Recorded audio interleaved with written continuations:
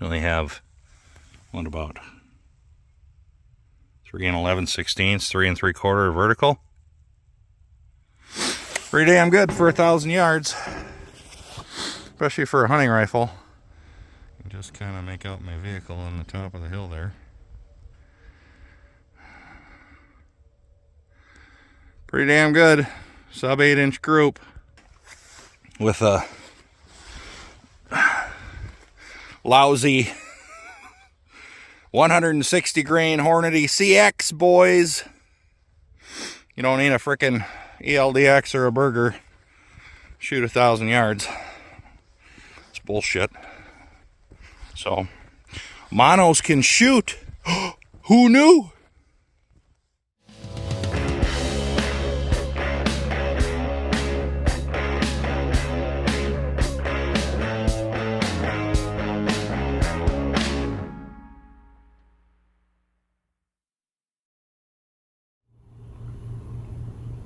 Hey guys, Tim with Little Crow Gunworks. Welcome back to the channel. Today I want to tell you a success story about a 280 Ackley Improved that we just finished up and we're getting ready to ship out to a client.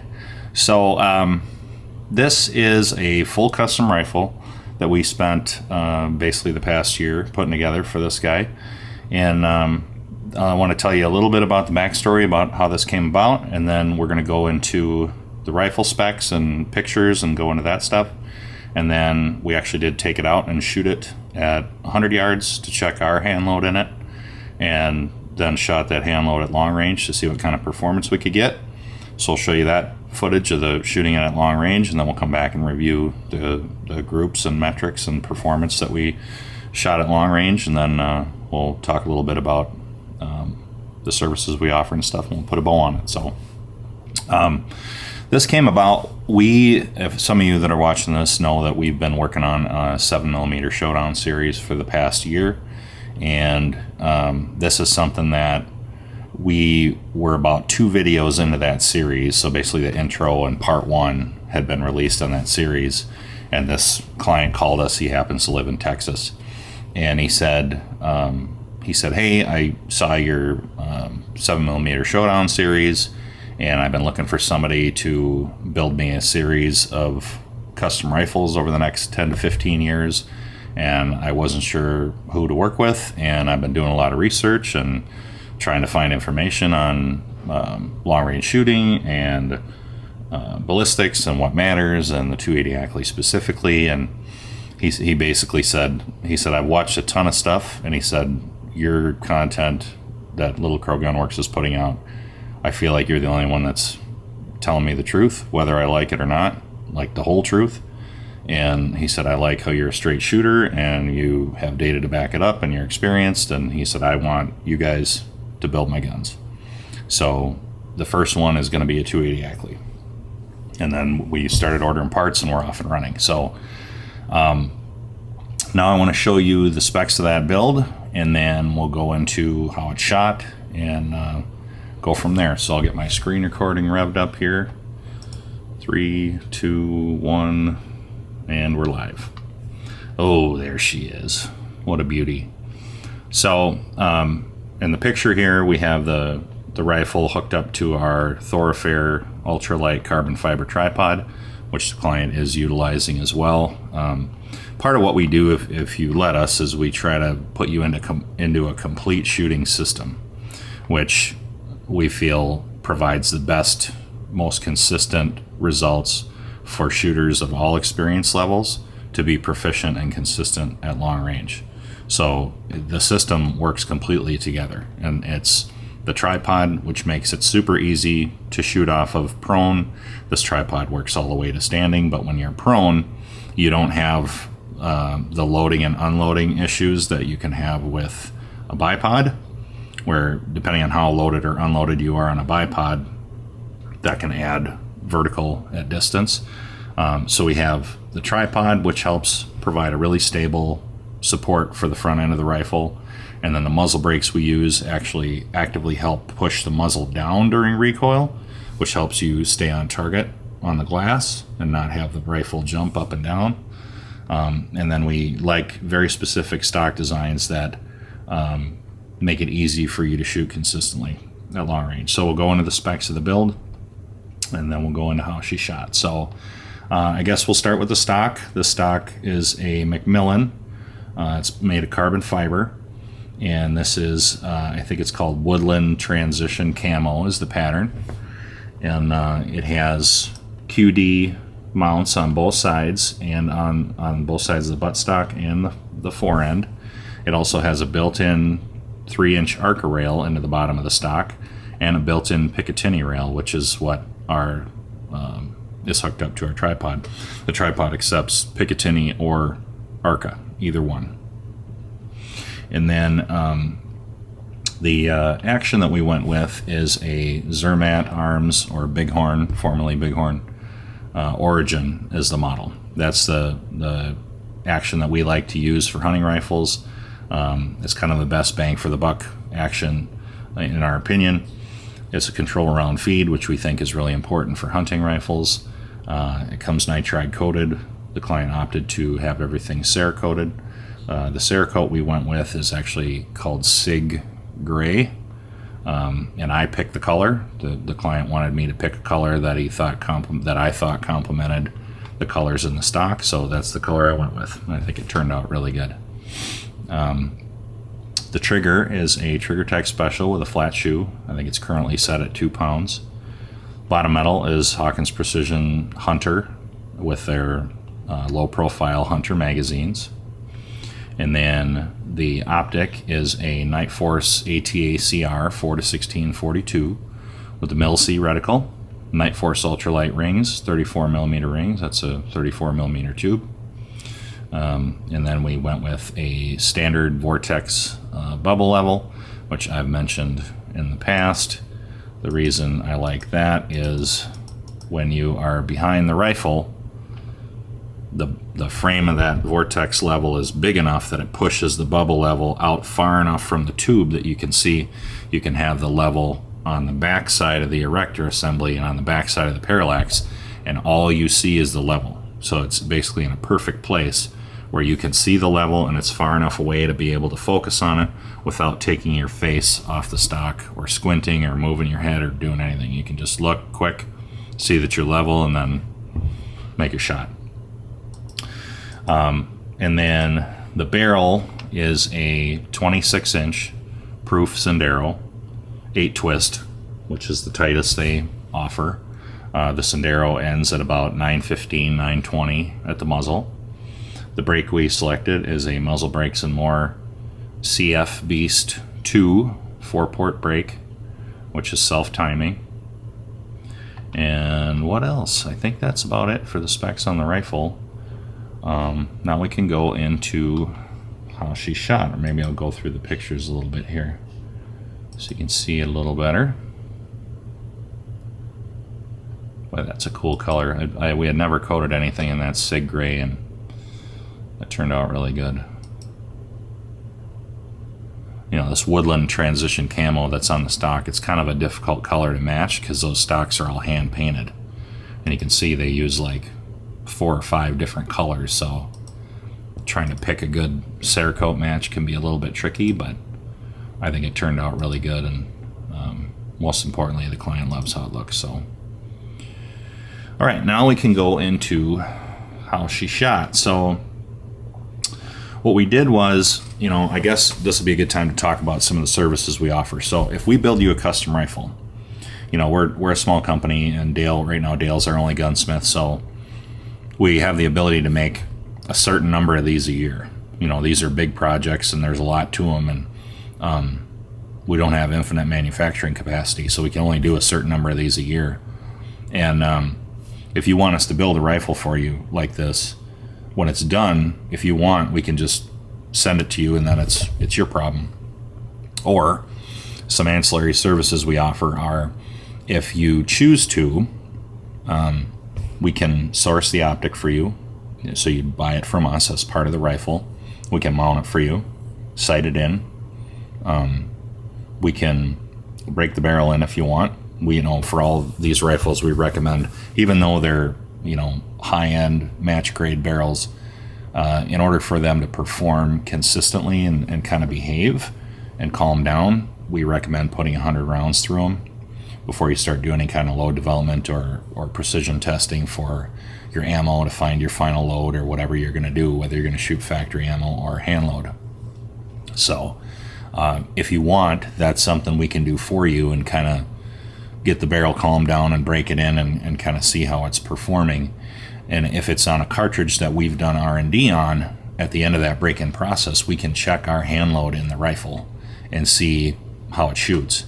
And if you are a hand loader and that's something you're interested in, we can sell you that data, where we can do it one of two ways. We can basically do like a single sheet where we show you our R&D data, like what the charge weights and seating depth and all that stuff that we used, and what brass and primers and all that stuff, and then you can try to replicate it on your own, or we can go as far as actually providing you the tools that you need, the bullet comparators and dies and brass and all the different things you need, and get exact measurements on everything for you. So when we send it to you, you have everything you need to replicate it. It's just up to you to do it.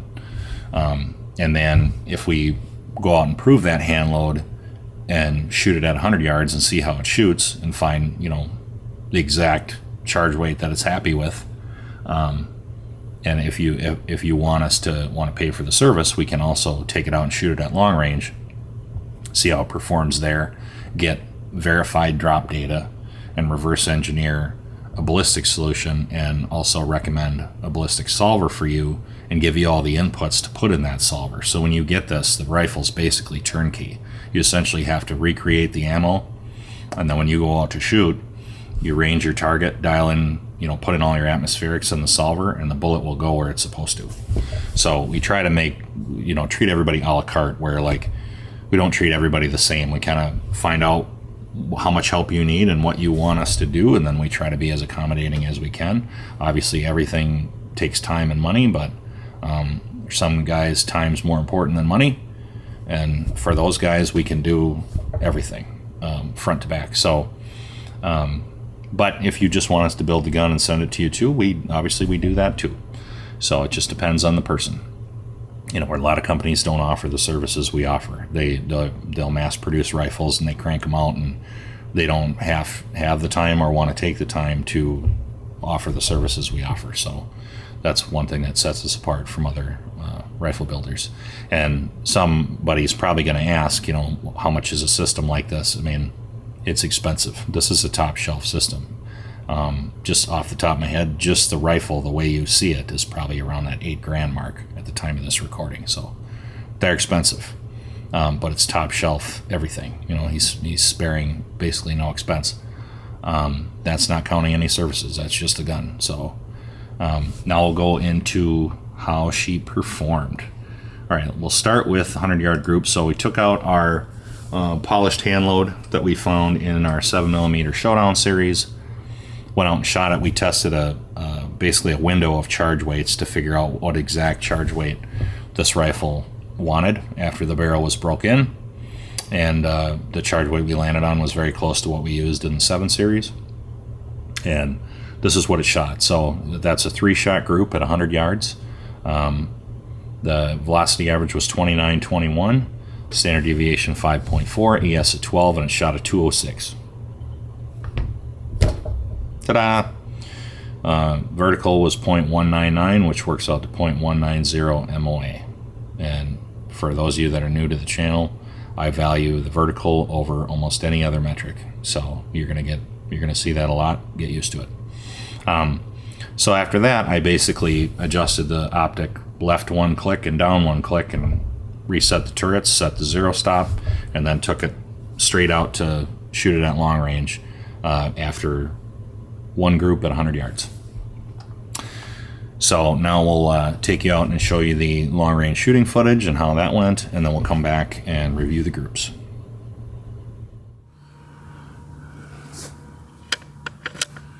Alright, we're going to do the fish in a barrel portion of this test. We'll start at 350 yards. Check not only function of the rifle, but verify the drop data and make sure that everything's good to go. We're shooting at a 9-inch wide by 12-inch tall plate, similar or smaller than the vital size on a lot of big game animals. So this should be pretty uneventful.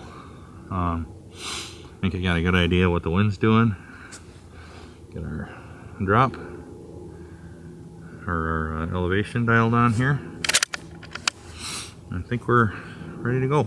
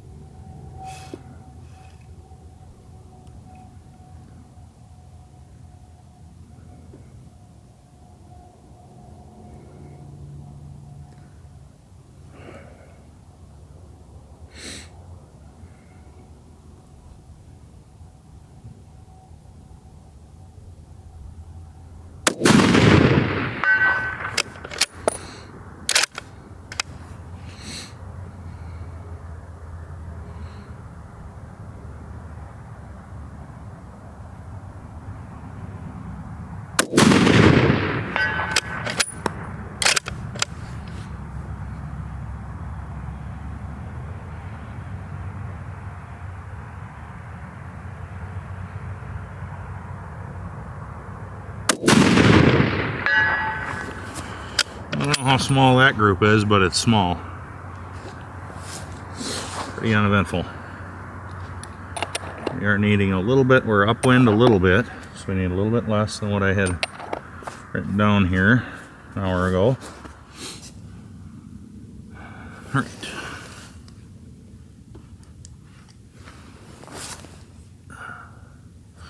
We're ready.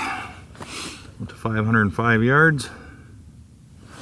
Throw a few out there and see how we do.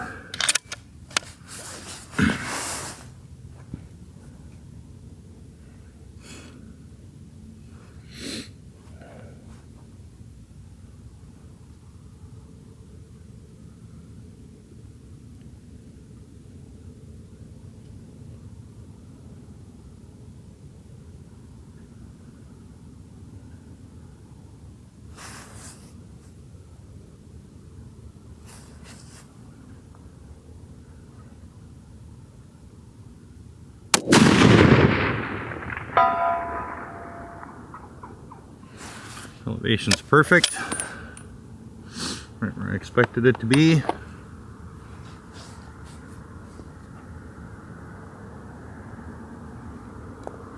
Looks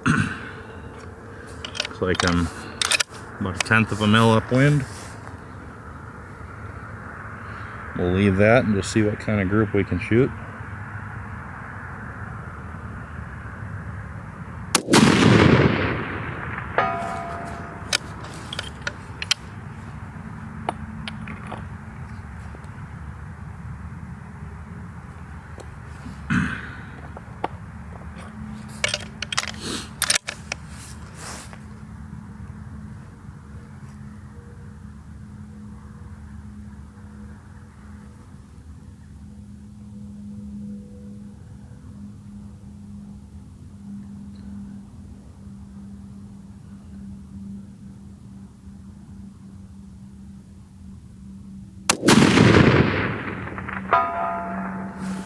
Too bad. It's probably about a 3 or 4 inch group. 505 yards. All right. 750 yards. Let's see how we do.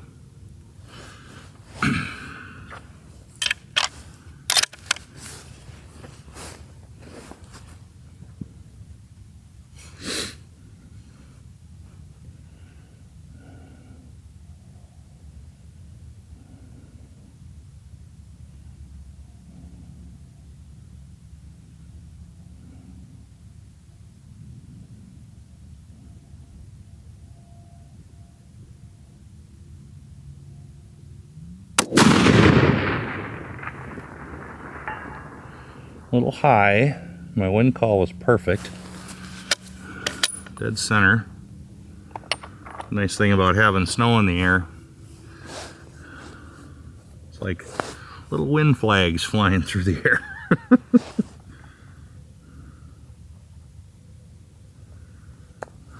All right. See if we need to adjust the elevation after the second one, or if that's just part of the dispersion. We'll see what this thing's trying to tell me.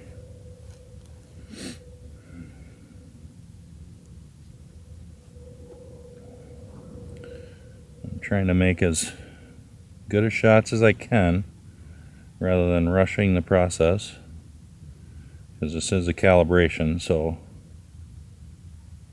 I'm trying to do everything as perfectly as I can.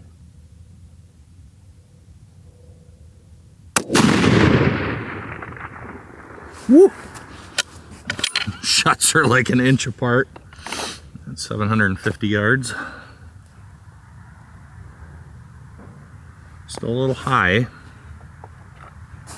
I'm guessing that might just be, I don't want to speculate yet, but it might just be that I have the BC that I have in the solver is a little bit too low and it didn't show up at the closer ranges.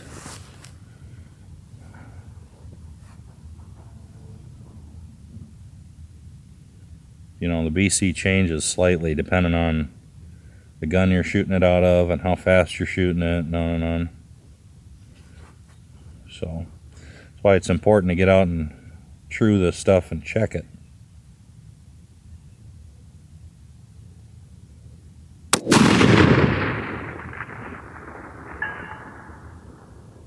It looks like that's the top edge. That one was a little faster.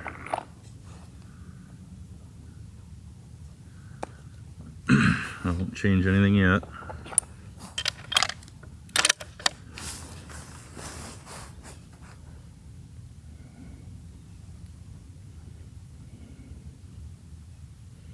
Aim just a touch lower.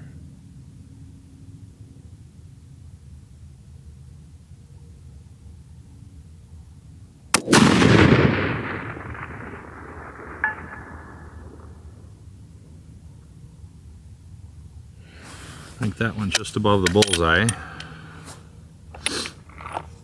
It's kind of tough to tell with the, I got a little bit of mirage coming off the barrel, and again I only have 16 power, so, but I hit it. I'm pretty sure it's almost dead center.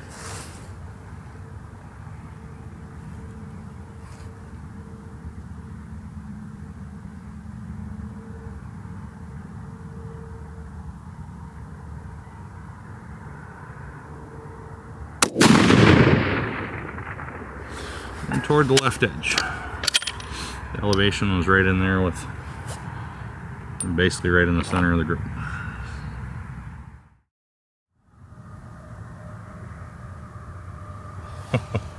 Looking through a lot of snow, but we'll see how it goes.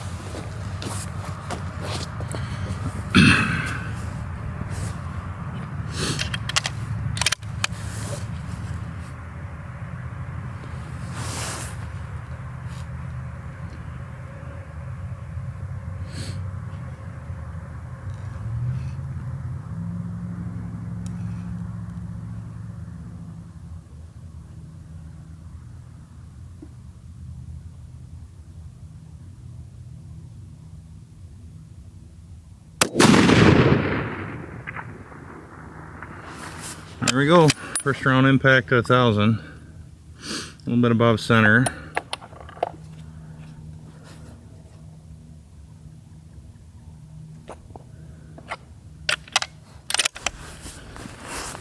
It might have just been the dispersion, so I'll hold the same thing. Not compensate for that elevation.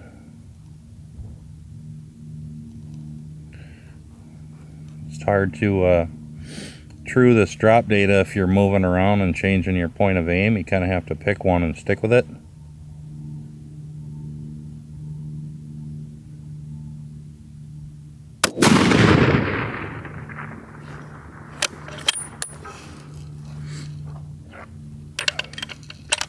Well, we're still high, so I may have not needed to increase that BC. I might have just not had a perfect range on 750.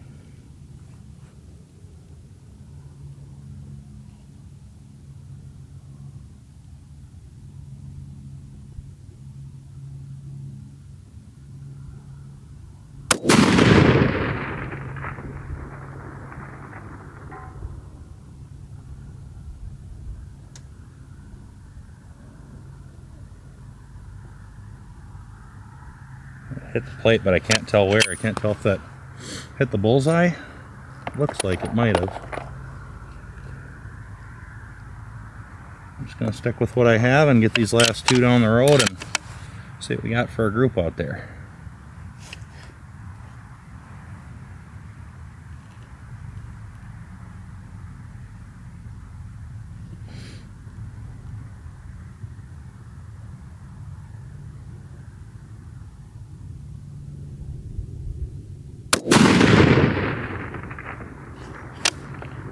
Right in there with the others.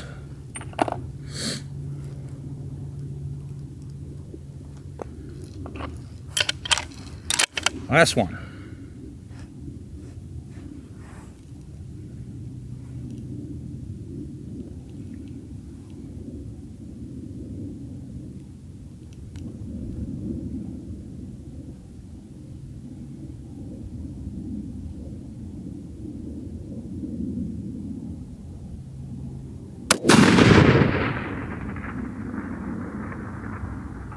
Right in there with the rest of them. Pretty damn good.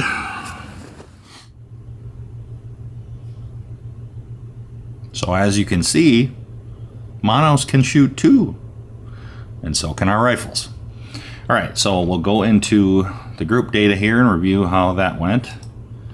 First group, we have our, I guess we'll go through our testing conditions and then the distances we shot at. So that day, it was on the colder side, and the wind was moderate, but we did get some snow, which I wasn't expecting. Our station pressure for the day was 2904 inches of mercury, 24 degrees and snowing. Humidity was like 72%, and the wind averaged about 6 miles an hour from 8 o'clock. It was varying a little bit. The direction was really consistent, but the miles an hour were changing slightly here and there, but overall really consistent conditions. And then the targets we tested were 350 yards, 505, 750, and 1,000. First group is this picture that we have here at 350, which includes our cold bore shot, which I think was the lowest one, and also the slowest. No, that was the fastest. And then the second one was the slowest, and then the third one kind of went back up to the average. So you'll see this average for the first three shots is kind of wonky because the velocity was a little bit erratic. So our average was 28.93, extreme spread of 31, and the group was 2 and 15/16 with only 2 and 5/8 of vertical, which works out to 0.716 minute of angle. So very sub MOA group. And then the next target was at 505, and I think I said that was about a 3 or 4 inch group, which it was just under 4. Here our velocity evened out. Now watch this on the subsequent targets, how consistent this velocity data is, which has a lot to do with our system, but also the powders that I choose when I do the R&D. I like to pick specific powders that don't necessarily give you the ultimate max velocity, but they're really consistent, and that's most important when you're shooting at long range, not your peak velocity. Which, if you want to learn more about that, go watch the 7 series. I'll bury you in information, and you won't regret it.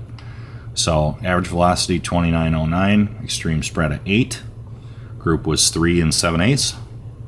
Vertical was only 2 and 3/4. So there's our group. 3 and 7/8.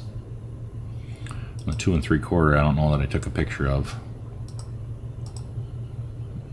Come on, computer.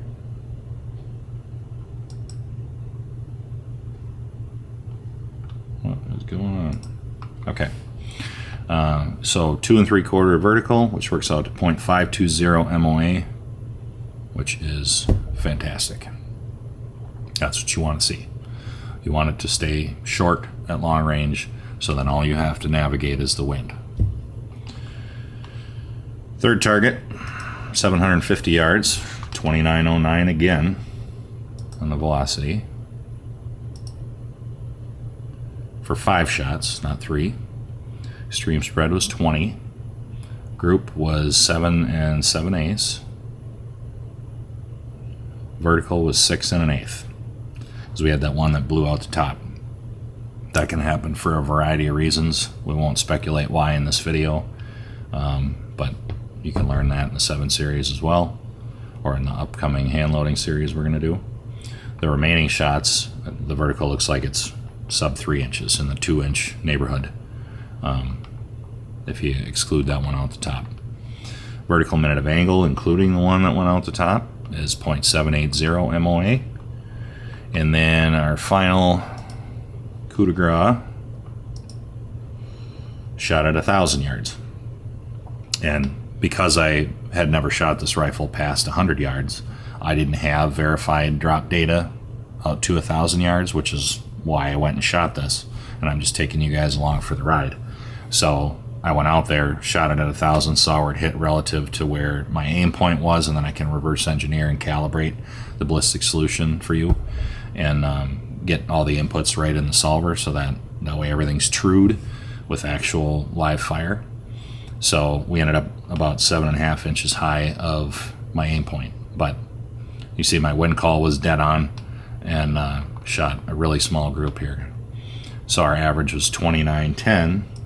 So we had 2909, 2909, 2910. Really consistent. Extreme spread at 12. Group 7 5/8. Vertical 3 and I think that's 11/16. Really short. Here, we'll get the tape measure out here.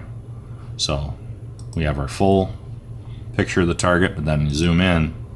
Here's our 5 shots, 2, 3, 4, 5, and it worked out to 7 5/8 overall group,